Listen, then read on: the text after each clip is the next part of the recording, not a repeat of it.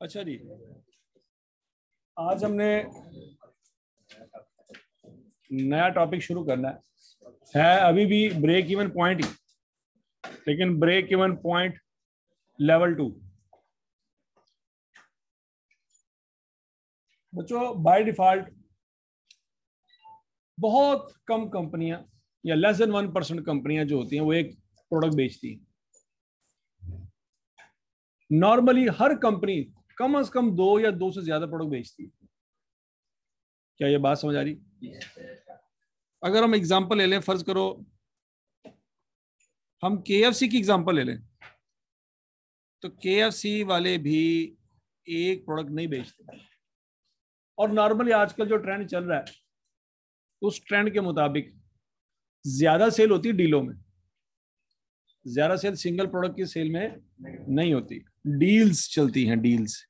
फर्ज करो केएफसी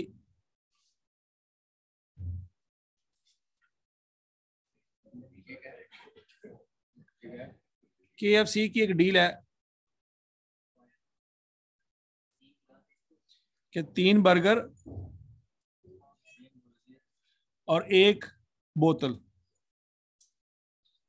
आप बाय करें, ठीक है जी, इतने % डिस्काउंट या जो भी है। तो कोई सिंगल बर्गर खाने नहीं जाता, वो 3 बर्गर और 1 कोक की एक डील में आपको मिलती है, तो KFC इस तरह की डीलें बेच बेच के पैसे कमा रही है।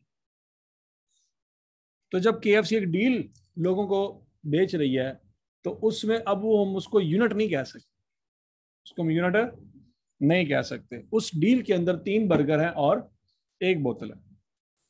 क्या ये बात समझ आ रही? तो बच्चों, लोगों के लिए तो वो डील है, लेकिन अकाउंटिंग के अंदर हम उसको बैच कहा करेंगे। क्या कहा करेंगे? ये बैच है। ठीक हो गया? अब इस तरह की स्टोरी चलने लगी है, तो जरा इसको ध्यान से समझिएगा। बच्चों फर्ज करो ये जो X लिखा हुआ है ना, ये बर्गर है,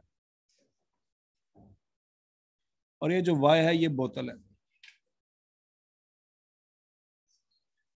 एक बर्गर की मार्केट में सेल प्राइस क्या है? 100 रुपए। कितने रुपए का तैयार होता है? कितने रुपए की बचत होती है? कितने हजार यूनिट सेल हो सकते हैं? 15,000। और एक डील के अंदर कितने बर्गर हैं? 3 बर्गर हैं। क्या ये बात समझ आ गई? एक बोतल कितने की है? कितने रुपए की मिलती है? कितने रुपए की बचत होगी? कितनी बोतलें बेचेंगे? एक डील के अंदर कितनी बोतलें हैं? क्या ये आपको बात समझ आ गई? बच्चों एक डील के अंदर 3 बर्गर हैं और 1 बोतल। क्या ये बात 100% क्लियर होगी? ये लिखा हुआ सेल्स मिक्स। सेल्स मिक्स का मतलब ये है कि जब आप एक डील तैयार करोगे, उसमें कितने बर्गर रखोगे, कितनी बोतलें रखोगे। तो 3 बर्गर है और 1 बोतल है। तो बच्चों अगर बोतलें 5,000 सेल होंगी, तो क्या बर्गर भी 5,000 सेल होंगे? नहीं, बर्गर फिर 15,000 सेल होंगे। क्या ये बात समझ आ रही है? अच्छा, अब अगला पॉइंट ये है कि ऑर्गेनाइजेशन की फिक्स कॉस्ट जो है वो 3,15,000 है। कितने हजार है? 3,15,000। तो बच्चों break even point in batches हम कैलकुलेट किया करेंगे। अब break even point in units नहीं निकलेगा। बाय डिफॉल्ट जो फार्मूला लगाएंगे बच्चों, तो ब्रेक इवन पॉइंट यूनिट्स में नहीं निकलेगा, क्योंकि यूनिट्स में निकलेगा तो फिर सवाल ये है कौन से यूनिट्स, बर्गर वाले कि बोतलों वाले? क्योंकि अब यूनिट एक तो है नहीं, प्रोडक्ट एक है ही नहीं, अब प्रोडक्ट 2 हैं, बर्गर भी हैं और बोतलें भी हैं। तो बाय डिफॉल्ट जो हमारा आंसर निकलेगा वो ब्रेक इवन यूनिट्स में नहीं निकलेगा। समझ आ रही बात? क्योंकि जब भी आप कहेंगे यूनिट्स, तो फिर सवाल है कौन से वाले, भाई बोतलें हैं कि बर्गर है। लेकिन अगर बैच की बात होगी तो बोतलें और बर्गर उसके अंदर ही है। फिर तो बच्चों फिक्स कॉस्ट है आपकी कितनी? 3,15,000। अब डिवाइड करना है कंट्रीब्यूशन पर यूनिट से, कंट्रीब्यूशन पर बैच से डिवाइड करेंगे। अब कंट्रीब्यूशन पर बैच कैसे निकलेगा बच्चों? एक बर्गर बेच के कितना कंट्रीब्यूशन मिल रहा है? 25 रुपए। लेकिन एक डील में 1 बर्गर नहीं होता, 3 बर्गर होते हैं। तो फिर एक डील में कितने रुपए कमाएंगे बर्गरों से? 75 रुपीज। और 1 बोतल होती है, तो बोतल से कितने कमाएंगे? 9 रुपए। क्या बच्चों ये बात समझ आ रही है? कंट्रीब्यूशन पर बैच 25 रुपए 1 बर्गर से मल्टीप्लाइड बाय 3 जमा 9 रुपए 1 बोतल से मल्टीप्लाइड बाय 1, 84 रुपए पर बैच हमारा कंट्रीब्यूशन है। एक बर्गर का कंट्रीब्यूशन 25 रुपए है, लेकिन एक बैच का कंट्रीब्यूशन 84 रुपए है। क्या ये बात समझ आ गई है? तो 3,15,000 को किस पे डिवाइड करेंगे? 84 पे। तो बच्चों डिवाइड करो तो आंसर क्या आता है? 315,000 डिवाइडेड बाय 84, 3,750। क्या ये 3,750 बर्गर आए हैं? बोतलें हैं? नो, ये बैचेस हैं। याद रखना, हमने कंट्रीब्यूशन पर बैच से डिवाइड किया है, तो जो आंसर आएगा वो भी बैचेस में आएगा। किसमें आएगा? कि 3,750 डीलें अगर KFC बेचेगा तो उसका ब्रेक इवन अचीव हो जाएगा। अब उस डील के अंदर 3 बर्गर हैं, तो टोटल डीलें हैं 3,750। तो टोटल बर्गर भी 3,750 होंगे? नो, बच्चों टोटल बर्गर कितने निकल आएंगे? 3750 को किससे मल्टीप्लाई करेंगे? 3 से। तो 11250 बर्गर बनाने पड़ेंगे।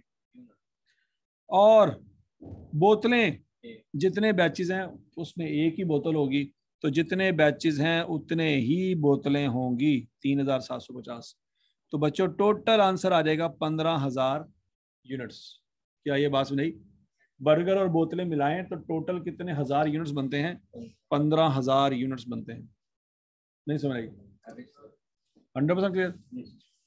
इसका मतलब ये हुआ बच्चों, बाय डिफॉल्ट याद रखना है, कभी भी अब आज के बाद मल्टी प्रोडक्ट सीवीपी एनालिसिस में कभी भी हमारा आंसर डायरेक्ट यूनिट्स में नहीं आएगा।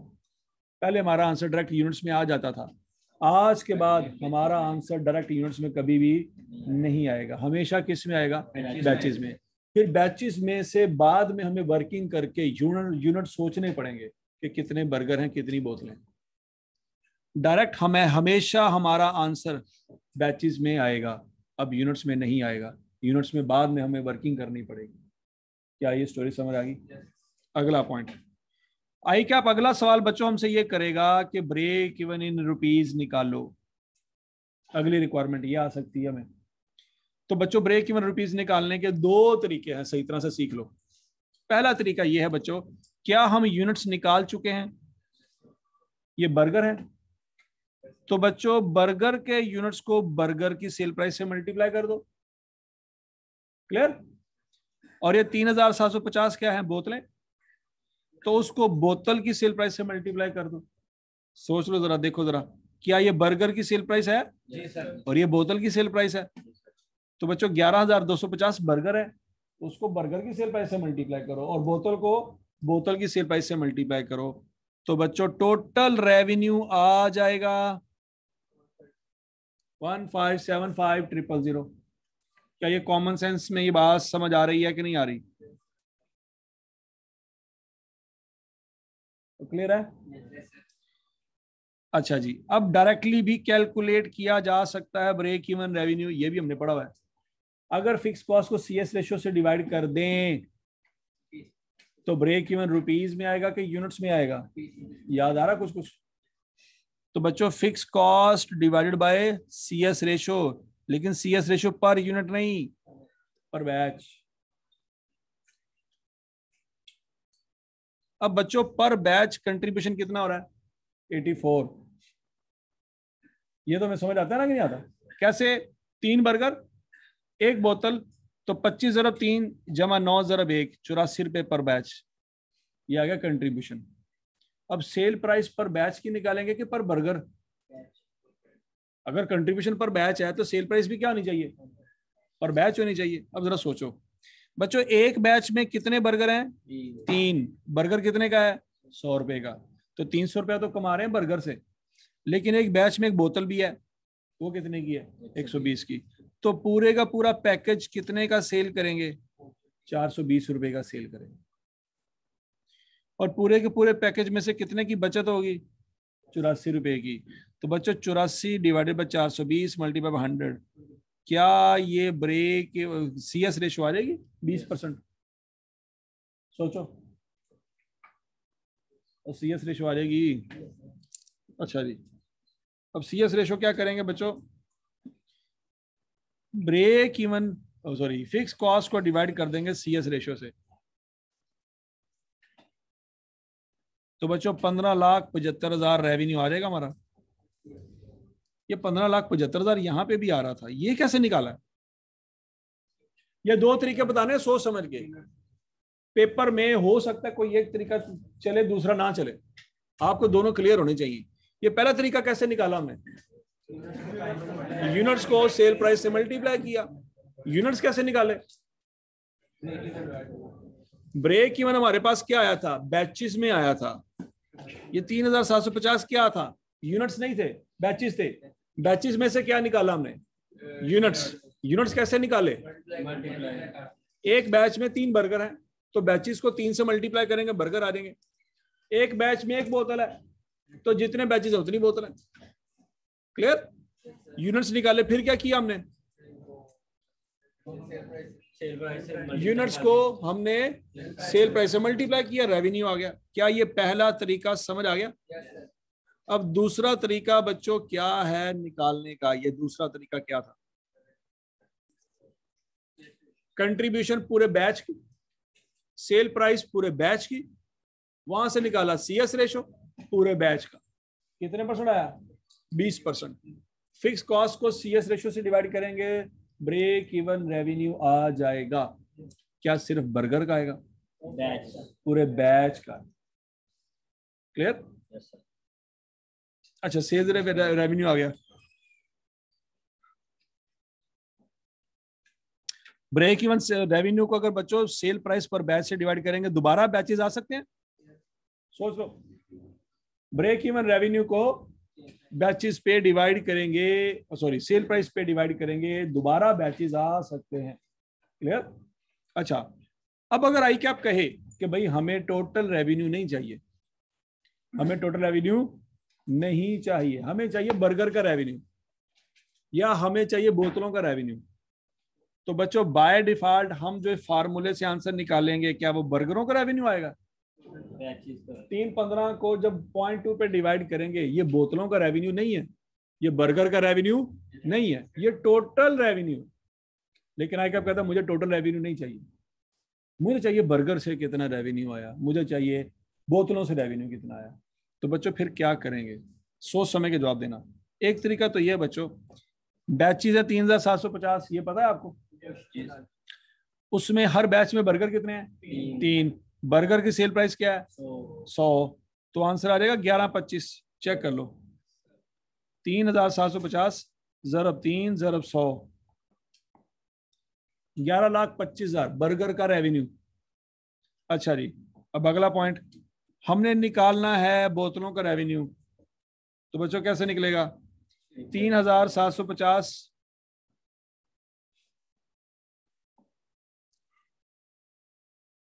मल्टीप्लाइड बाय 1, जितने बैचेस हैं उतनी बोतलें, मल्टीप्लाइड बाय बोतल कितने की है? 120 की। तो 4.5 लाख रुपए बोतलों से रेवेन्यू आएगा। पहला तरीका समझ आ गया? बर्गर का और बोतल का रेवेन्यू अलग निकालने का। बच्चों दूसरा तरीका याद रखना है, हो सकता है पहला तरीका समटाइम आई कैप में कोई सवाल में कोई डाटा मिस हो, दूसरा तरीका सीख लो, ये बहुत इंपॉर्टेंट है। बच्चों पूरे बैच का रेवेन्यू कितना है? 420। उस पूरे बैच में बर्गर का रेवेन्यू कितना है? 300। क्या ये बात समझ आई है? नहीं समझ आई?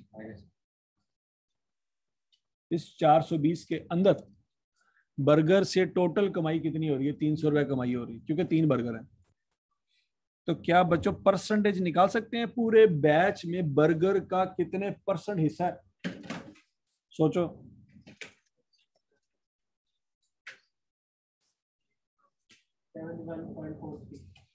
सेवेंटी 41.43% बर्गर का कंट्रीब्यूशन है बैच में। इसको मल्टीप्लाई कर दो टोटल रेवेन्यू से, तो टोटल रेवेन्यू का 71.43% अगर हम ले लें, तो टोटल रेवेन्यू में से बर्गर का रेवेन्यू निकल आएगा 112500। क्या ये बात समझ आ गई? दूसरा तरीका बच्चों, टोटल रेवेन्यू में बोतल का कितना कंट्रीब्यूशन है? 120। टोटल रेवेन्यू 420, उसमें से बोतल का सेल रेवेन्यू कितना है? 120। तो इस यहां से परसेंटेज निकल आएगी बच्चों 28.57। इसको मल्टीप्लाई कर दो 15,75,000 से, 4 लाख। ये तरीका भी समझ आ गया सबको? ये दोनों तरीकों से आपको हर एक चीज कैलकुलेट होनी चाहिए। अच्छा जी बच्चों, उसके बाद अगला सवाल है मार्जिन ऑफ सेफ्टी। ये भी हमने पढ़ा हुआ है, खैर पढ़ा हुआ है कि नहीं पढ़ा हुआ? मार्जिन ऑफ सेफ्टी क्या होता है? Budgeted sale minus break even sale. अच्छा जी बच्चों, ब्रेक इवन पॉइंट हमने कितना निकाला हुआ है? 3,750। लेकिन हमने सोचा क्या हुआ? बजटेड हमने कितनी सेल सोची हुई है सभा? जरूरी तो नहीं है ना कि हमने हमेशा ब्रेक इवन सेल ही करनी हो, प्रॉफिट भी तो कमाना होता है। हमने सोचा ये हुआ था कि 15,000 बर्गर बनाएंगे और 5,000 बोतलें, और 15,000 और 5,000 बोतलों को मिक्स करके 5,000 बैचेस बना के बेचेंगे। सोच लो बैचेस कितने बनेंगे, 5,000। ये हमने सोचा हुआ है, बजट बनाया हुआ है। लेकिन बच्चों ब्रेक इवन हमारा कहाँ पे आ जाता है, 3750 पे हमारा ब्रेक इवन आ जाता है। तो 3750 के बाद जो मर्जी पॉइंट होगा, प्रॉफिट ही होगा कि लॉस होगा, प्रॉफिट। याद है ना, ब्रेक इवन पॉइंट से पहले नुकसान होता है, लेकिन ब्रेक इवन पॉइंट के बाद क्या होता है, प्रॉफिट होता है। क्लियर है?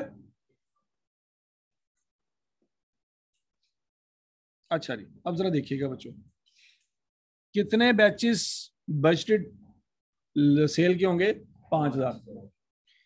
बच्चों उस 5,000 में बोतलें कितनी होंगी, लेकिन बर्गर कितने होंगे, 15,000।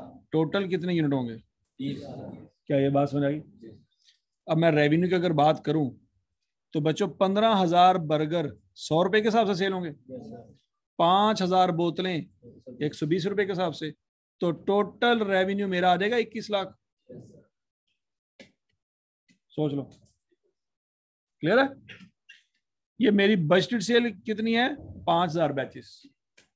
आगे चलते हैं बच्चों, मेरी ब्रेक इवन सेल कितनी है, 3,750 बैचेस, ऐसी है।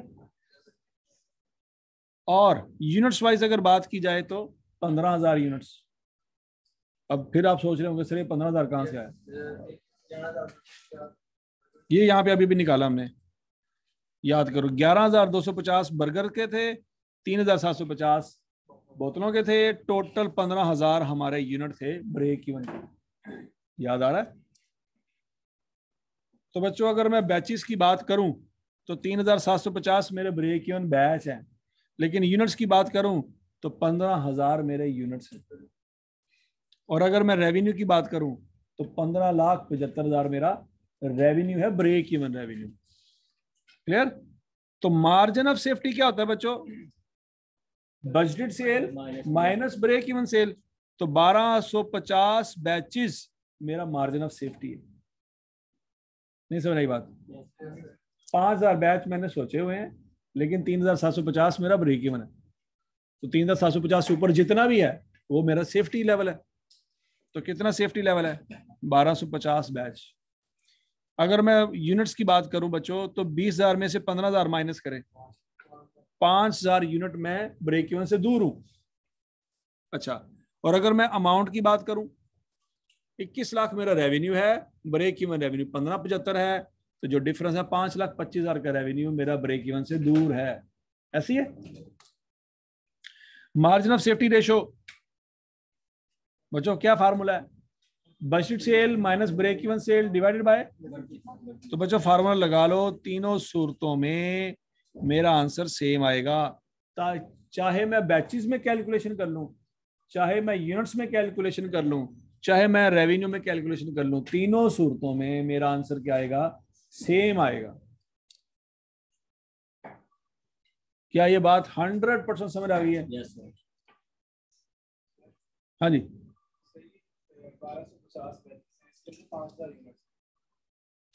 हाँ जी, हाँ जी। क्यों क्यों क्यों क्यों? नहीं नहीं नहीं यार, देखो ये भी क्वांटिटी है, ये भी क्वांटिटी है। क्वांटिटी को क्वांटिटी से मल्टीप्लाई करके कभी रेवेन्यू आया? ठीक है ना? क्या ये बात समझ आ गई बच्चों? अब अगला पॉइंट है, इसके बाद अगला जो हम सवाल हमें आता होता है वो क्या था, target profit. Let's assume, suppose in the above scenario company wish to make a profit of 189,000। Company की ख्वाहिश है कि वो 1,89,000 प्रॉफिट कमाना चाहती है। ओके, तो बच्चों हमने फार्मूला क्या पढ़ा हुआ है, fix cost plus target profit divided by contribution per unit. ऐसी है। लेकिन अब की बार कंट्रीब्यूशन पर यूनिट नहीं आएगा, क्या आएगा, पर बैच।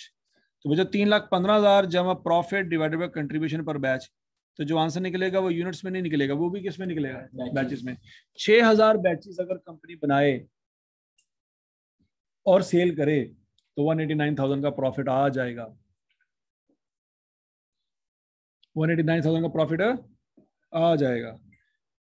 या दूसरा fix cost plus target profit divided by CS ratio, fix cost plus target profit divided by CS ratio, ये रेवेन्यू आ जाएगा अगर 189,000 का प्रॉफिट चाहिए तो। रेवेन्यू में भी बात समझ आ गई है, बैचेस में भी बात समझ आ गई है कि नहीं आ गई? वो क्लियर है? अब ये सवाल आपने करना है बच्चों। कितने नंबर का सवाल आया था? 16 नंबर का। कब आया था? 16 के 16 नंबर चाहिए मुझे आपसे। थोड़ा नीचे कर, हाँ जी अब ठीक है। वो तो तुम्हारे पास नोट्स नहीं है।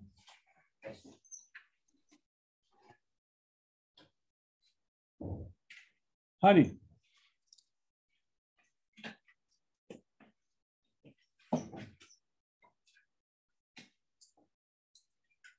चलिए, अभी बच्चों 16 नंबर का सवाल है। रिक्वायरमेंट गौर से पढ़िएगा। Calculate the number of units of WXY to be sold in order to achieve break. बच्चों उसने बैचेस में मांगा है आंसर, रुपीज में मांगा है कि यूनिट्स में मांगा है? लेकिन हम जब फार्मूला लगाएंगे तो बाय डिफॉल्ट हमारा आंसर यूनिट्स में आएगा, बैचेस में आएगा। हमारा बाय डिफॉल्ट आंसर बैचेस में, यूनिट्स में नहीं आएगा। ये याद रखनी बात है। लेकिन आई कैप ने बैचेस में आंसर नहीं मांगा, आई कैप ने यूनिट्स में मांगा है। हमें एडजस्टमेंट करनी पड़ेगी अब। हाँ जी, सबसे पहला काम बच्चों, सबसे पहला काम ए रिक्वायरमेंट हम करने जा रहे हैं। फार्मूला क्या है जी? क्या? अच्छा एक मिनट यार, बैचेस मैंने बच्चे आपको, अब लेट हो गए हो। बैचेस का मैंने कंसेप्ट ये दिया है कि नॉर्मली अब कंपनियां क्या करती हैं, डील बेचती हैं, बर्गर नहीं बेचती। जो डील होती है ना, डील के अंदर क्या होता है, समटाइम 3 बर्गर 1 बोतल होती है। तो ये जो पूरी डील है ना, इसको बैच कहते हैं। तो जब यूनिट की बात आएगी तो फिर सोचा जाएगा कितने बर्गर सेल हुए। लेकिन अगर बैच की बात आएगी तो फिर बात होगी कि कितनी डीलें सेल हुई। स्टोरी समझ आ गई? ओके जी। अब बच्चों जरा ध्यान से, सबसे पहली रिक्वायरमेंट ये है कि मुझे अगर ब्रेक इवन निकालना है तो मेरा सबसे पहले आंसर बैचेस में आएगा, अब यूनिट्स में नहीं आएगा। फार्मूला क्या है? अभी अभी हमने पढ़ा है, fix cost divided by contribution पर बैच। क्या फिक्स कॉस्ट हम निकाल सकते हैं बच्चों?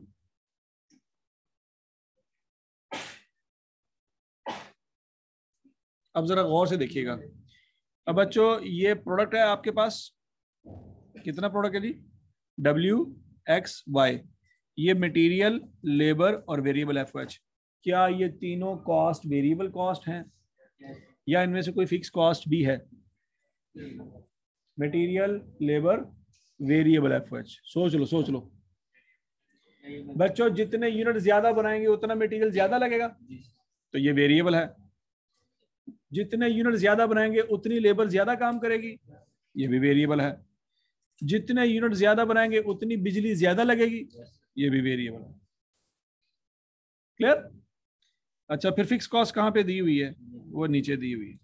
The total fix production overheads are estimated to be 133,230,000. The fixed selling and admin cost are expected to be 712,704,000.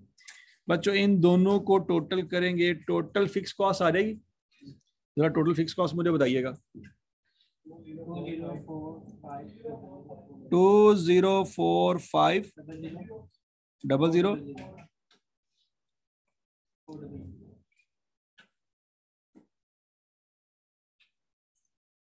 सोच लो भाई, सबको क्लियर है? किसी को कोई कंफ्यूजन है तो बता दो।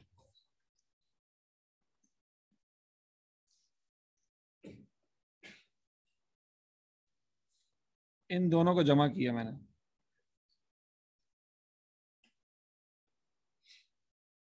और नीचे मुझे क्या चाहिए?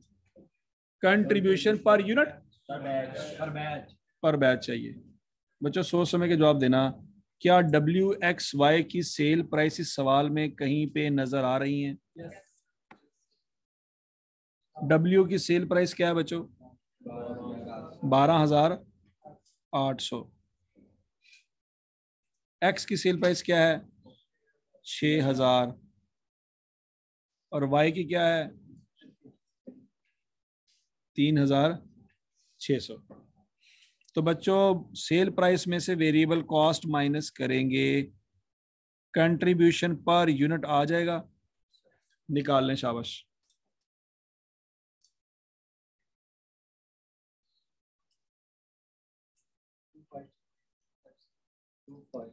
टू 5 6 0।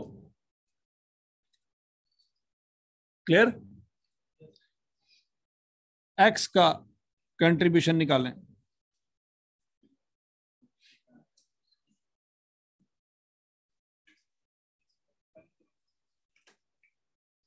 ये कंट्रीब्यूशन पर यूनिट है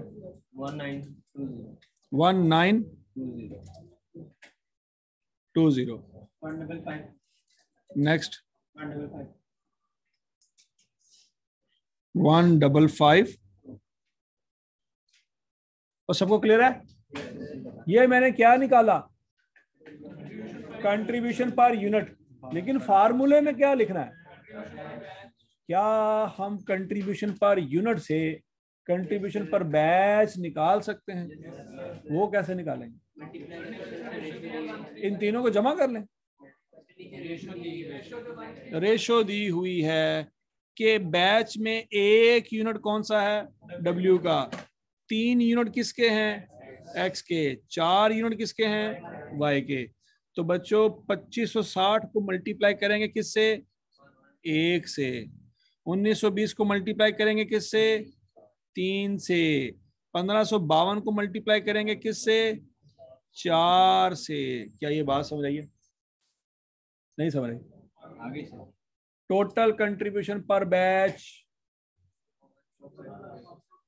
14,000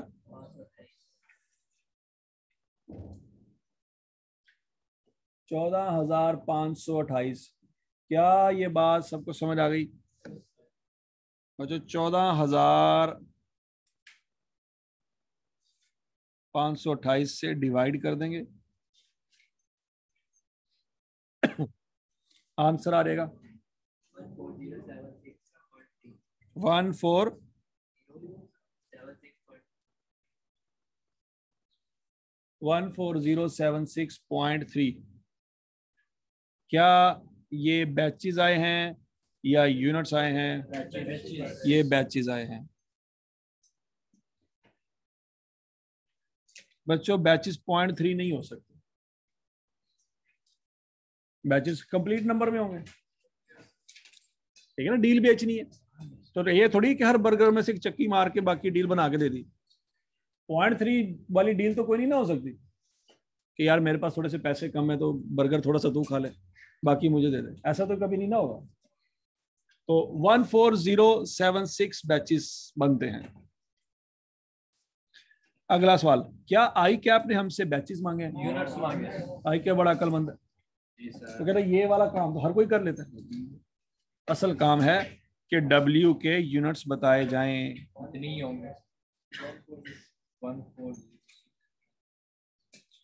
बच्चों 14076 बैचेस हैं। हर बैच में W के कितने यूनिट हैं? 14076। क्लियर है? क्लियर हो गया? अच्छा जी, 14076 बैचेस हैं। हर बैच में X के कितने यूनिट हैं? 3 से मल्टीप्लाई कर देंगे। 4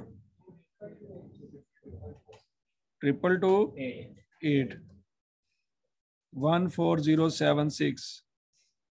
हाँ जी, मल्टीप्लाई बाय 4 क्या आंसर आएगा?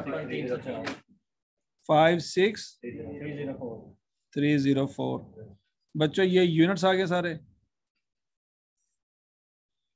क्या हमारा पार्ट ए कंप्लीट हो गया है? सोच लो। सबको समझ आ गया?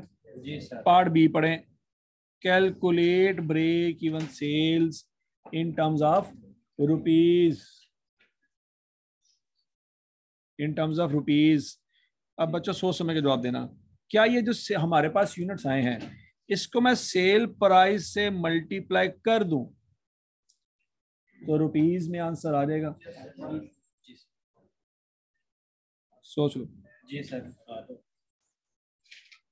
अब मेरे W की सेल प्राइस क्या है?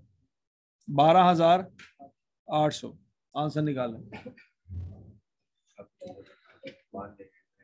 180172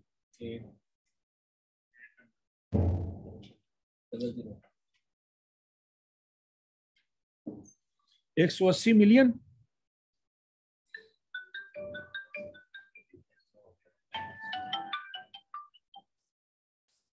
हाँ जी, 180.172। क्लियर सबको?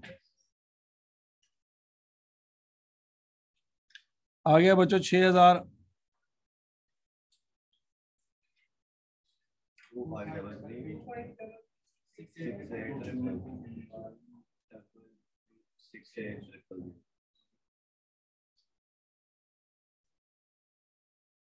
क्लियर?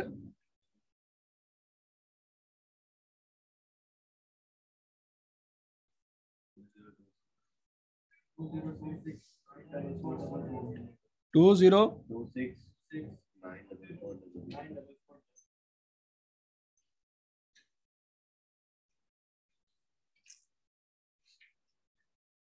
क्या ये दोनों रिक्वायरमेंट पूरी हो गई हैं? जी सर। बच्चों सिर्फ इतना सा सवाल है। कितने नंबर का सवाल है? 16 नंबर का है कि नहीं? ऐसे ही अटेम्प्ट करना चाहिए है ना? ऐसे टाइम करना है, लेकिन 2007 में जाके, 2007 में। उस वक्त कितने साल का था तू? 5 का तो होगा। 5 का? 5। अच्छा जी, 2007 याद है। याद है?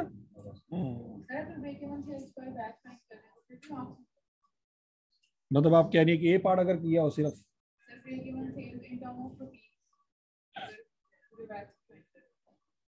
पूरा टोटल रेवेन्यू नहीं। ये याद रखिएगा, बाय डिफॉल्ट आई कैप जब हमसे सवाल करेगा तो हमने हर यूनिट का अलग-अलग रेवेन्यू निकालना, टोटल नहीं। ठीक है? हाँ जी। अब जरा बच्चों, क्या इसके अलावा कोई और तरीका भी था आंसर निकालने का? जी सर। कौन सा तरीका? क्या दूसरा तरीका ये था, break even in rupees, fix cost divided by CS ratio. तो 204,500। वैसे हमारा सवाल खत्म हो गया, लेकिन फिर भी हम एक और एंगल से इसलिए कर रहे हैं, हो सकता है किसी सवाल में पहले वाला तरीका फ्लॉप हो रहे, तो फिर दूसरे वाला तरीका तो हमें याद होना चाहिए। हाँ जी, 204,500 डिवाइडेड बाय CS रेशो। बच्चों क्या आप CS रेशो कैलकुलेट कर सकते हैं? क्या देखो कहीं पे आपको पूरे बैच का कंट्रीब्यूशन नजर आ रहा है? 14528 पूरे बैच का कंट्रीब्यूशन है। अब इसको किस पे डिवाइड करेंगे? CS रेशो आ जाएगा, सेल प्राइस पर यूनिट पर बैच। पूरे बैच की सेल प्राइस हमने फाइंड करनी है। क्या हम पूरे बैच की सेल प्राइस फाइंड कर सकते हैं? कैसे करेंगे? 12,800 को क्या करें? 1 से मल्टीप्लाई करें। Very good. 6,000 को क्या करें? 3 से मल्टीप्लाई करें। Very good. 3600 को क्या करें? 4 से मल्टीप्लाई करेंगे। Very good. क्या आ जाएगा आंसर? 45,200। ये सेल प्राइस आ गई पर बैच, और ये कंट्रीब्यूशन आ गया पर बैच। क्या ये बात समझ आई है? तो बच्चों CS रेशियो निकल आएगी।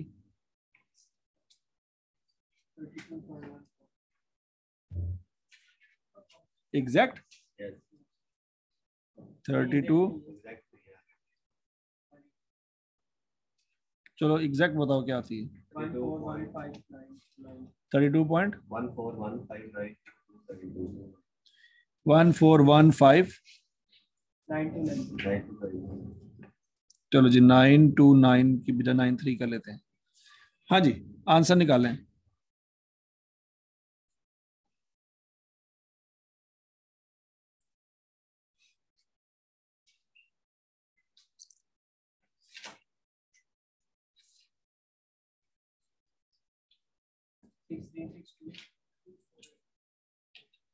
सिक्स थ्री सिक्स टू 48 48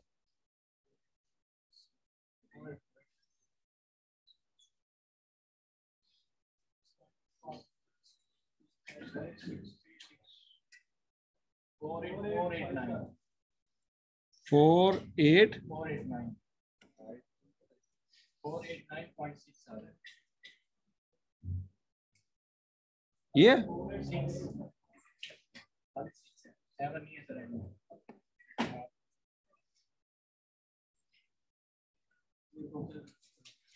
बच्चों ये 489 को मैं 490 कर सकता हूँ। सर 49 वाला आ रहा है वो पूरी अमाउंट के साथ। क्या 9 डिजिट ही है कि कोई 10वां डिजिट भी है?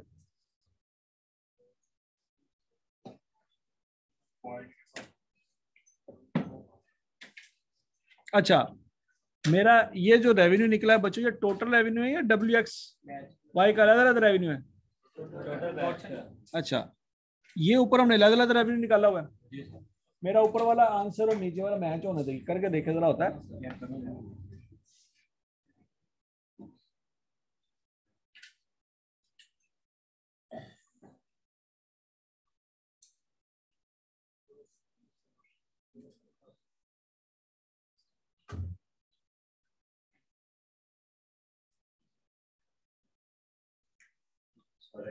फर्क आ गया सर एंड में आ रहा 352। ये फर्क क्यों आ रहा है? सर ये बहुत पॉइंट आता है। कितने हजार का फर्क डाल दिया आपने?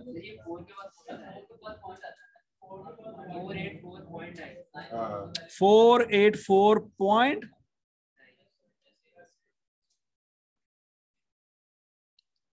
फिर भी बहुत ज्यादा आ रहा है यार। ओ यार ये तो ऐसे के लेते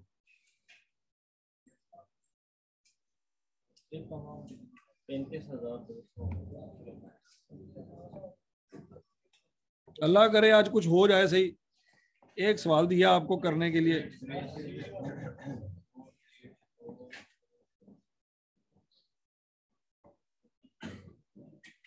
मेरा आंसर तो कुछ और आ रहा है। 13,290 रुपए का फर्क है। मेरा 65 204 500 400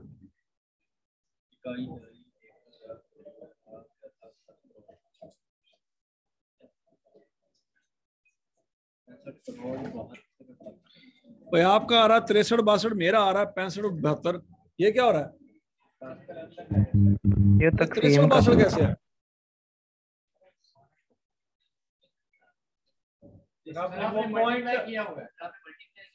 अच्छा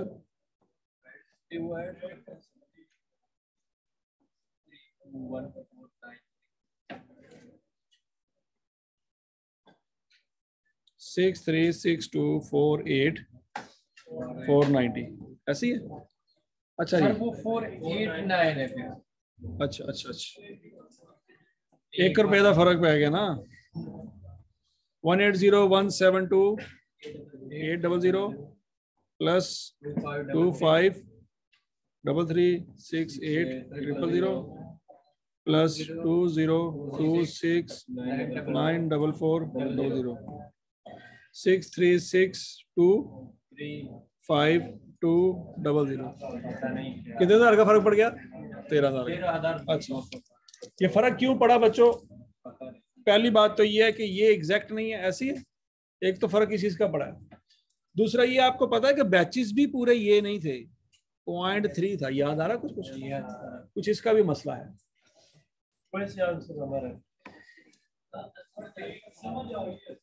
लग समझ गई है और क्लियर है सबको?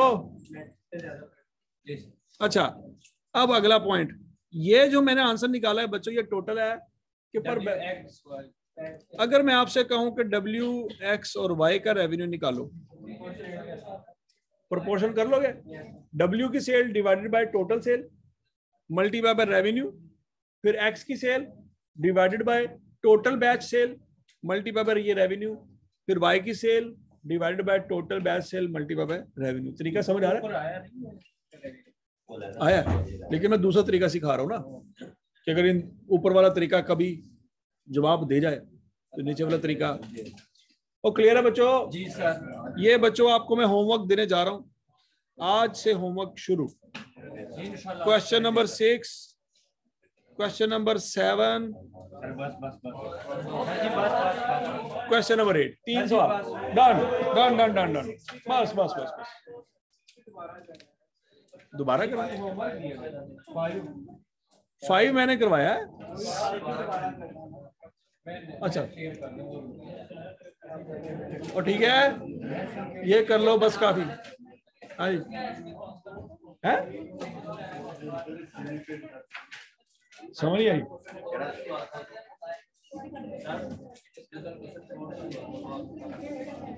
कौन सा क्वेश्चन? हाँ हाँ, इसमें क्या चीज रह गई थी भला?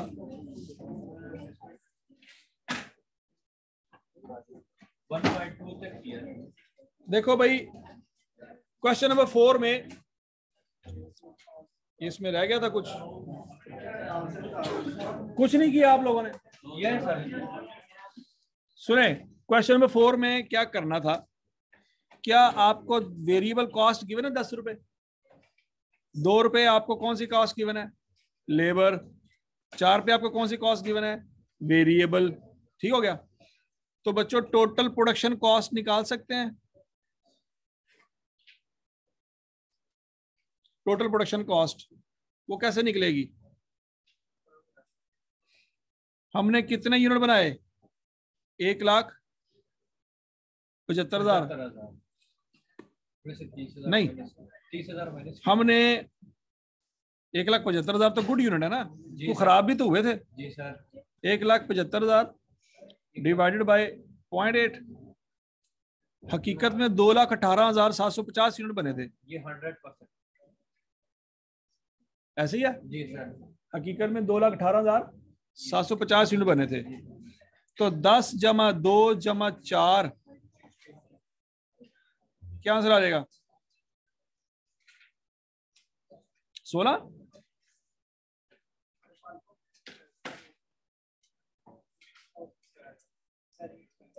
वो सेलिंग एक खर्चा है ना, प्रोडक्शन का तो नहीं ना खर्चा वो।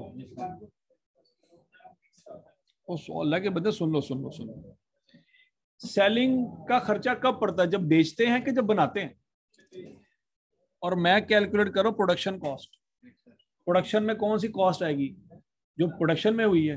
कौन सी? मटेरियल लगा होगा, लेबर लगा होगा और ओवरहेड्स लगा होगा। ठीक है, तो वो वाली कॉस्ट कितनी बनती है बच्चों? 10 रुपए मटेरियल लगा, 2 रुपए लेबर लगा, 4 रुपए वेरिएबल ओवरहेड लगा। क्या ये आंसर निकल आएगा? आंसर निकालो जरा। Multiply by 16, 35 lakh. चेक कर लो। 35 लाख का क्या मतलब? 35000000। और सुन लो 35 लाख रुपए खर्चा आया। अच्छा, अब बच्चों इसमें से कुछ यूनिट खराब निकले, कुछ डैमेज निकले। कितने यूनिट डैमेज निकले? 20%। अमाउंट यूनिट बनाओ। यूनिट 43,750 है।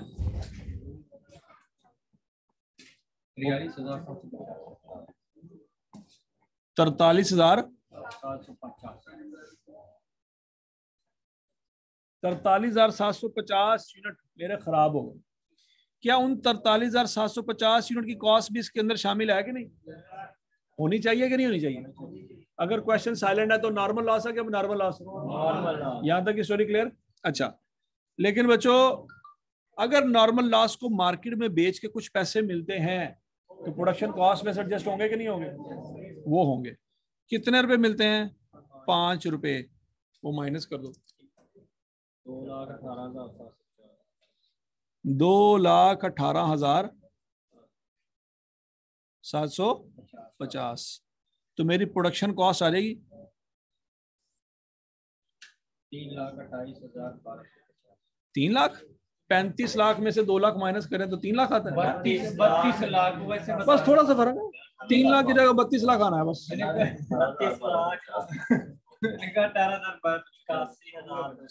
32 लाख 81,200। ठीक है जी। क्या ये मेरे गुड यूनिट की कॉस्ट है? सोचो, ये बच्चों मेरे कितने यूनिट्स की कॉस्ट आई है? 1,75,000 यूनिट की कॉस्ट है। याद आ रहा कुछ कुछ? Yes sir. इसको किस पे डिवाइड करेंगे? गुड यूनिट्स पे डिवाइड कर दिया। 3281250 डिवाइडेड बाय 175,000। मुझे पर यूनिट खर्चा कितने का पड़ा? अब मेरी वेरिएबल कॉस्ट पहले 16 रुपए आ रही थी, अब 16 रुपए नहीं आ रही। कितनी आ रही है? 28, 18.75। क्या ये बात समझ आई है? नहीं समझ आई। ये मेरी प्रोडक्शन कॉस्ट है। कौन सी कॉस्ट है? Production cost. लेकिन बच्चों मेरी सेलिंग कॉस्ट में भी तो 1.2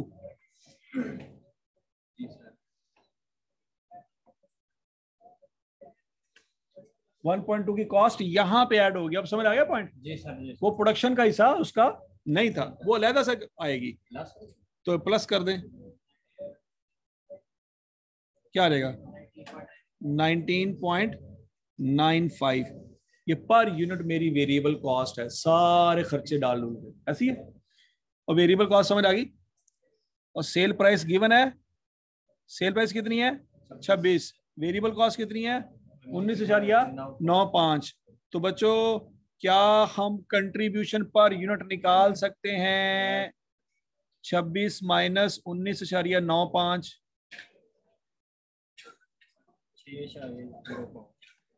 6.05 मेरा कंट्रीब्यूशन है। ऐसे ही है। हमने फाइंड क्या करना था? क्या फिक्स कॉस्ट हम निकाल सकते हैं? इस सेलिंग एक्सपेंस में से भी फिक्स कॉस्ट अलग निकालो। फिक्स कॉस्ट 101,400 प्लस सेलिंग वाली में कितनी निकाली थी हमने कल सेलिंग कॉस्ट?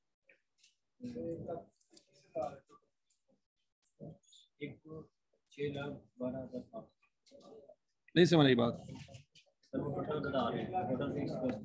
टोटल की फिक्स कॉस्ट कितनी है? 6,12,500 है।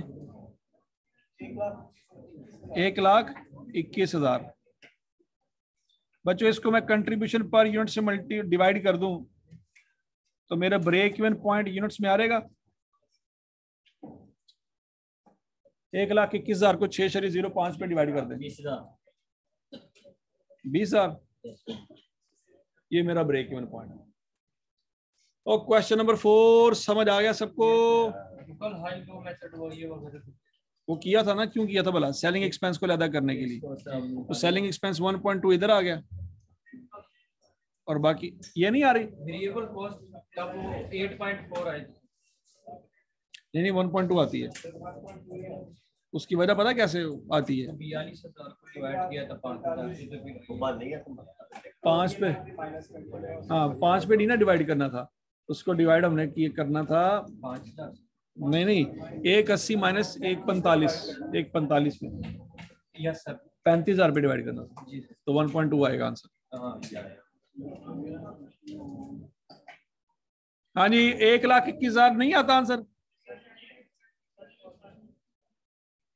देखो ना 1,01,000 ये फिक्स कॉस्ट है और बाकी सेलिंग एक्सपेंस, दोनों को जमा करेंगे तो टोटल कॉस्ट क्या आएगी?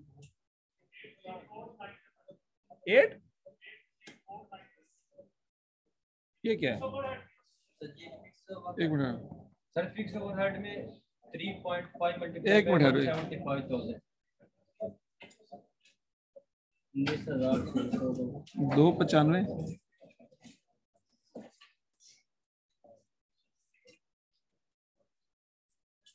इसकी फिक्स कॉस्ट कितनी आई थी? सर 600 आ रही सेलिंग की नहीं फिक्स कॉस्ट सेलिंग में फिक्स कॉस्ट कितनी है? 12100 और उसमें फिर ये भी तो जमा करनी थी। कौन सी? 12100 प्लस 101,400 इन दोनों को जमा करेंगे हैं? वो कर लिया ना। Admin expense fix. अच्छा ये वाला ठीक है ये कितना बनता है? 6,12,500 तीनों को जमा कर लो भाई, तीनों को जमा कर लो। 6,12,500 तीनों को जमा किया divided by 6.05। Break even units कितने आ जाएंगे?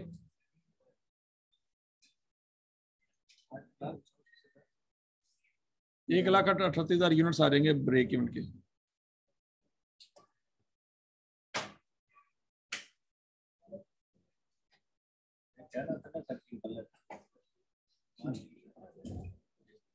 और समझ आ गई अब? ये वाले फिक्स ओवरहेड, ये वाले सेलिंग और ये वाले एडमिन, तीनों को टोटल करके कंट्रीब्यूशन पर यूनिट पे डिवाइड करेंगे तो हमारे पास ब्रेक इवन यूनिट्स आ जाएंगे। क्वेश्चन नंबर 4 क्लियर हो गया?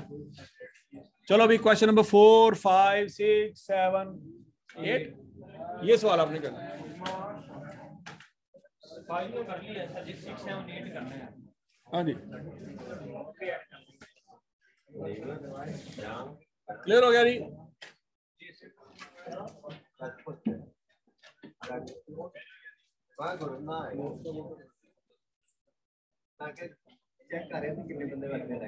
हाँ नहीं ऑनलाइन स्टूडेंट्स आपको समझ आई?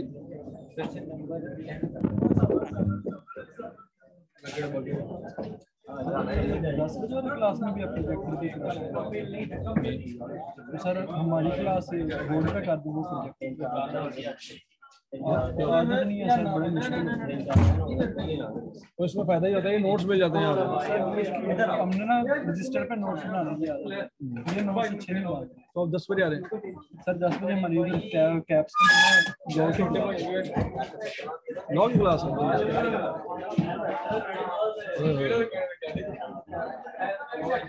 इसलिए तो उधर से निकलते हुए 10 मिनट इसलिए तो उधर से निकलते हुए 10 मिनट इधर लेट हो जाते हैं। तो ये शुरू से आदत पड़ी है बोर्ड नोट्स में आगे ये बड़ी मुश्किल होती है। चलो ये भी बेसिकली ऑनलाइन बच्चे हैं ना, उनको उधर शिफ्ट करने में फिर ऑनलाइन बच्चों के साथ बरल देखते हैं 1-2 दिन से। ठीक है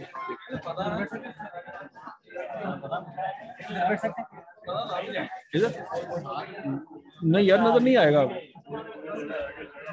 बैठ जाओ बैठ। हाँ जी ऑनलाइन स्टूडेंट्स बताएं क्या इशू है आपको? लेबर हमेशा वेरिएबल कॉस्ट होगी। सेलिंग एक्सपेंस कैसे निकाला बच्चों? देखो मैंने आपको कल बताया था, ये 175 पे डिवाइड नहीं करना, ये 145 पे डिवाइड करना है। ये आएगा 35,000। यहाँ पे डिफरेंस कितना आता है? 337 माइनस 295 42,000 डिवाइडेड बाय 1.2। क्या ये बात सुन रही है नोबिता?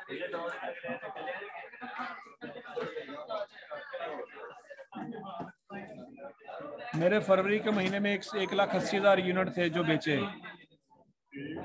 लेकिन मेरे मार्च के महीने में 1,45,000 यूनिट बेचे।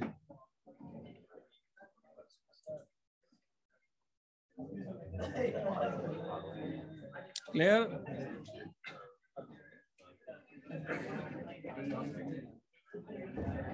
प्रोडक्शन 1,75,000 की गुड है, लेकिन 30,000 यूनिट पड़े भी तो हुए ना।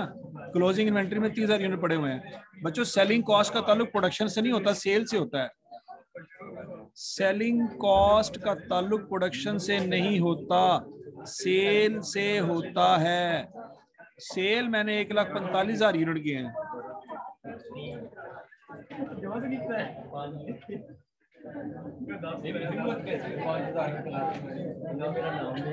क्या ये बात समझ आई है?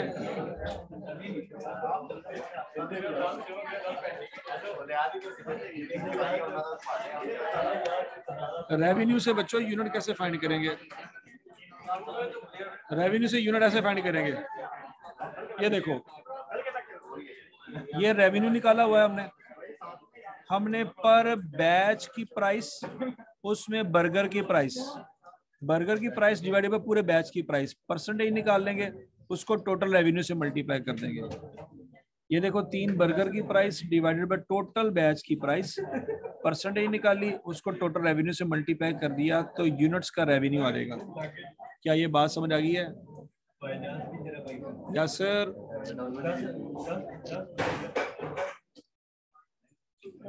क्लियर है? यासर मियाँ आवाज तो दे दे यार।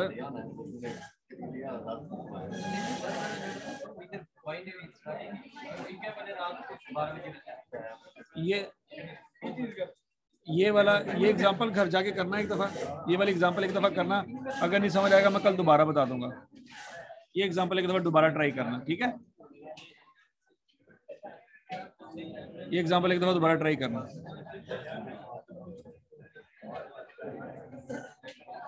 और जी और बताएं जी। यासर शायद लेबर हमेशा वेरिएबल कॉस्ट आएगी। हाँ, जब तक क्वेश्चन साइलेंट है लेबर वेरिएबल कॉस्ट है।